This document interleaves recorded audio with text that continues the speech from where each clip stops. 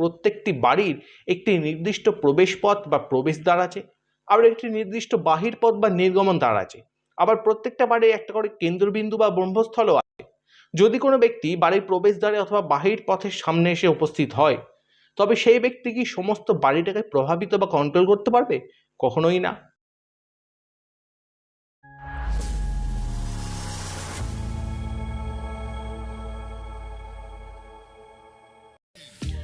নমস্কার দর্শক বন্ধু, আজকের ভিডিওতে আমরা একটা খুবই গুরুত্বপূর্ণ বিষয় নিয়ে আলোচনা করতে চলেছি। আজকের আলোচনাটির বিষয়বস্তু আমার একজন দর্শক বন্ধু রিকোয়েস্ট করেছেন যে এই বিষয় নিয়ে একটা গুরুত্বপূর্ণ আলোচনা করতে, যাতে তার সঙ্গে সঙ্গে একাধিক জ্যোতিষ জ্ঞান পিপাসু দর্শক বন্ধুরা উপকৃত হন। তাই তার অনুরোধে আজকে এই বিষয়টির ওপর একটি প্রাথমিক ধারণামূলক আলোচনা করতে চলেছি। আশা করি সেই দর্শক বন্ধু নিজের জিজ্ঞাস্য বিষয়বস্তুটি সম্পর্কে একটি প্রাথমিক ধারণা লাভ করতে পারবেন। আর যারা জ্যোতিষ শিক্ষার সঙ্গে যুক্ত তাদের জন্য আজকের আলোচনাটি গুরুত্বপূর্ণ হতে চলেছে।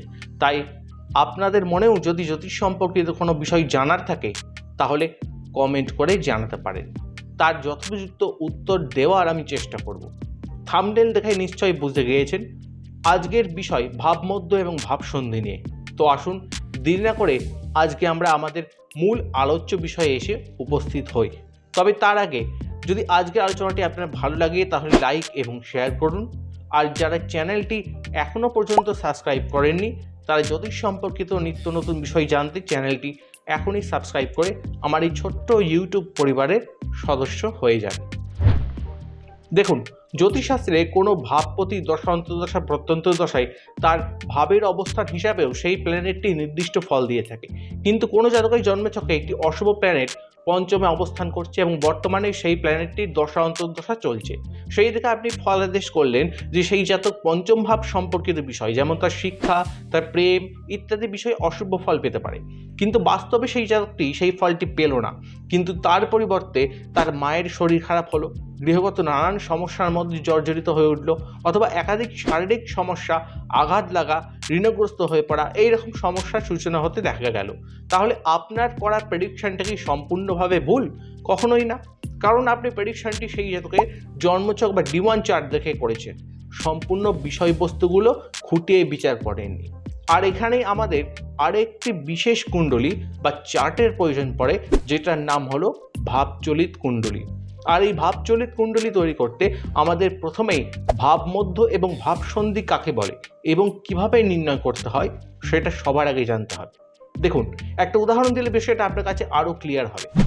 কোনো জন্মছকে লগ্ন অনুসারে বা লগ্নের সাপেক্ষে 12টি ভাব তৈরি হয়ে থাকে। এবার প্রত্যেকটি ভাবকে এক একটি বাড়ি হিসাবে মনে করুন এবং প্রত্যেকটি বাড়ির একটি নির্দিষ্ট প্রবেশপথ বা প্রবেশদ্বার আছে, আবার একটি নির্দিষ্ট বাহির পথ বা নির্গমন দ্বার আছে। আবার প্রত্যেকটা বাড়ির একটা করে কেন্দ্রবিন্দু বা ব্রহ্মস্থলও আছে। যদি কোনো ব্যক্তি বাড়ির প্রবেশদ্বারে অথবা বাহির পথের সামনে এসে উপস্থিত হয়, তবে সেই ব্যক্তি কি সমস্ত বাড়িটাকে প্রভাবিত বা কন্ট্রোল করতে পারবে?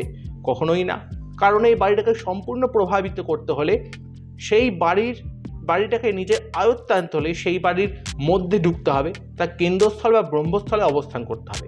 ঠিক সেই রকমই এক একটা ভাবের এক একটা বাড়ি হিসেবে ধরুন এবং সেই বাড়িরও ভাবটির ব্রহ্মস্থল বা ব্রহ্মস্থান থেকেই সেই ভাবের ভাবমধ্য বলা হয়।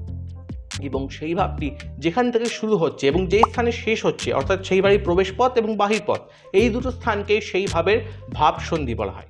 এতক্ষণ যে বিষয়টা আপনাদের বোঝানোর চেষ্টা করলাম সেটা থেকে নিশ্চয়ই বুঝতে পারছেন যে কোনো গ্রহ যদি কোনো ভাবের ভাবমধ্য বিন্দুর কাছাকাছি অবস্থান করে তবে সেই গ্রহটি সেই নির্দিষ্ট ভাব থেকে বেশি প্রভাবিত করবে এবং সেই ভাবটি পরিচালনার ক্ষেত্রে তার গুরুত্ব অনেকটাই বেড়ে যাবে। আবার কোনো গ্রহ যদি কোনো ভাবসন্ধির কাছাকাছি অবস্থান করে তবে সেই গ্রহটি সেই ভাবটিকে ততোধিক প্রভাবিত করতে পারবে না। কিন্তু এই ক্ষেত্রে আর একটা বিষয় বলে রাখা প্রয়োজন, যেটা হলো সেই গ্রহটা শুভ ফল দেবে না অশুভ, এটা বিচার করার পদ্ধতি আলাদা।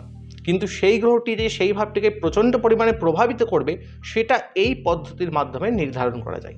এছাড়া আরও দুটি বিষয় নিয়ে এই ক্ষেত্রে বলে রাখা প্রয়োজন, না হলে অনেকেই বিষয়টাকে ভুল বুঝতে পারেন। সেটা হলো, প্রথমত এখানে আমরা ভাবের পরিবর্তনের কথা বলছি, কোনো রাশির পরিবর্তনের কথা বলছি না। রাশিচক্রের রাশিগুলো একই ডিগ্রি অনুসারে, অর্থাৎ প্রত্যেকটি রাশি 30 ডিগ্রি করে নিজস্ব স্থানে একদম ফিক্সড থাকবে। এই বিষয়টা সব সময় মাথায় রাখবেন। এখানে শুধুমাত্র লগ্নের সাপেক্ষে ডিগ্রি অনুসারে প্রত্যেকটি ভাবের বিন্যাসের সেই বিন্যাসটি পরিবর্তন হবে। এই ভাবমধ্য এবং ভাবসন্ধি এই দুটো বিষয় থেকেই পরবর্তীতে আমরা এর সাহায্যে ভাবচলিত কুণ্ডলী তৈরি করতে পারি, যেটা আমাদের ভাব সংক্রান্ত ফল নির্দেশ করতে আরও নিখুঁতভাবে জন্মচক্রকে স্টাডি করতে লাগবে। ভাবমধ্য ও ভাবসন্ধি প্রতিকারের ক্ষেত্রেও অনেক সময় কাজে লাগে। এছাড়া অনেকেই এই ভাবচলিত কুণ্ডলীকে ট্র্যাডিশনাল পরাশরী জ্যোতিষশাস্ত্রের পাশাপাশি এদিকে কেপিতেও ব্যবহার করে থাকেন। এবার আসুন দেখে নিই এই ভাবমধ্য এবং ভাবসন্ধি কিভাবে আপনি নির্ণয় করতে পারেন। ধরুন যদি কোনো জাতকের তুলা লগ্ন হয় এবং সেই লগ্নের প্রাপ্ত ডিগ্রি হলো 10 ডিগ্রি, তাহলে সেই জাতকের লগ্নভাবের ভাবমধ্য বিন্দুটিও হবে 10 ডিগ্রি, অর্থাৎ কোনো জন্মছকের লগ্নের প্রাপ্ত ডিগ্রিতেই সেই জাতকের লগ্নভাবের ভাবমধ্য বিন্দু হবে। এবার যারা আমার চ্যানেলটি ফলো করেন, প্রতিটা ভিডিও মনোযোগ দিয়ে দেখেন, তারা নিশ্চয়ই আগের টিউটোরিয়াল ভিডিওগুলোতে জানতে পেরেছেন রাশিচক্রের প্রত্যেকটি রাশি বা প্রত্যেকটি ভাব 30 ডিগ্রির করে। এবার তুলা লগ্নে 10 ডিগ্রি অংশটা যদি লগ্নভাবের ভাবমধ্য বিন্দু হয়ে থাকে, তবে তার থেকে 15 ডিগ্রি বিয়োগ করলে কন্যা রাশিতে 25 ডিগ্রি অংশ পাবো। অর্থাৎ ডিগ্রি অনুসারে লগ্নভাবটি কন্যা রাশির 25 ডিগ্রি থেকে আরম্ভ হচ্ছে, আর এটাই হলো লগ্নভাবের প্রবেশদ্বার। আবার একই রকমভাবে লগ্নভাবের ভাবমধ্য অর্থাৎ 10 ডিগ্রি, যেটাকে আমরা লগ্নভাবের সেন্টার পয়েন্ট বা ব্রহ্মস্থল বলছি, তার থেকে 15 ডিগ্রি এগিয়ে গেলে অর্থাৎ তুলা রাশির 25 ডিগ্রি অংশ পর্যন্ত এই লগ্নভাব বিস্তৃত। অর্থাৎ ভাবমধ্য অনুসারে লগ্নভাবটি কন্যা রাশির 25 ডিগ্রি থেকে তুলা রাশির 25 ডিগ্রি পর্যন্ত বিস্তৃত। এবার যে রাশিতে যে অংশ থেকে লগ্নভাব সূচনা হয়েছে এবং যে রাশিতে শেষ হয়েছে, সেই অংশ দুটিকেই সেই ভাবের ভাবসন্ধি বলা হয়। এই উদাহরণের ক্ষেত্রে ভাবমধ্য বিন্দুটি হলো তুলা লগ্নের 10 ডিগ্রি, ভাবসন্ধিগুলো হলো যথাক্রমে কন্যা রাশির 25 ডিগ্রি এবং তুলা রাশির 25 ডিগ্রি। আশা করি আজকের বিষয়টি আমি আপনাদের সহজে বোঝাতে পেরেছি। আজকের জ্যোতিষ শিক্ষামূলক ক্লাসের ভিডিওটির এঙ্গেজমেন্টের উপর নির্ভর করে পরবর্তীতে ভাবচলিত কুণ্ডলী কীভাবে তৈরি করা হয় এবং কিভাবে বিচার করা হয় সেই বিষয় নিয়েও আলোচনা করার ইচ্ছা রয়েছে। ঈশ্বরের কাছে সকলের মঙ্গল কামনা করে আজকের আলোচনাটি এখানেই সমাপ্ত করছি। আবার দেখা হবে অন্য কোনো দিন অন্য কোনো বিষয় নিয়ে। নমস্কার।